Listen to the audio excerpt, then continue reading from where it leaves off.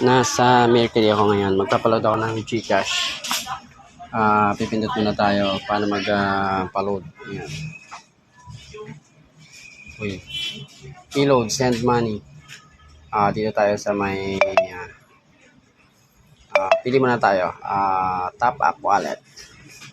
Proceed. Ayan. So, pipili tayo dyan kung anong gusto natin.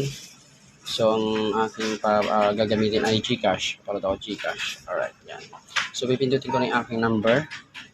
Ayan, 09.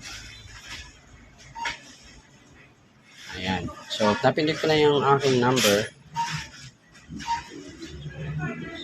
Magpo-proceed na ako. Ayan.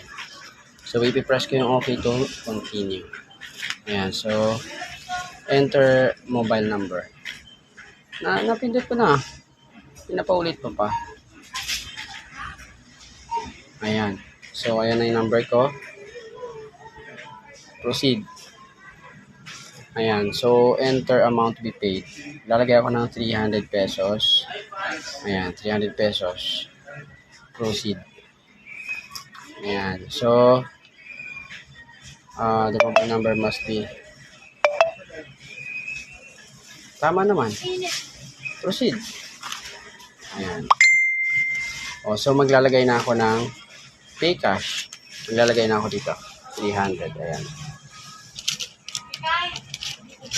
Ayun. Uy, dalawa yun oh. Isa lang daw. Isa lang. Ayan. Isa pa. Isa. Ayan oh, lumabas 100. Lalagay ko ulit isa. Kinuha niya na. Ayan. Ayan, 200 na. Lalagay ako ulit 100. Ayan. Ayun, 300 na. So yun, ganun lang kadali mga guys. Wala pang bayad dito kapag dito ka sa machine.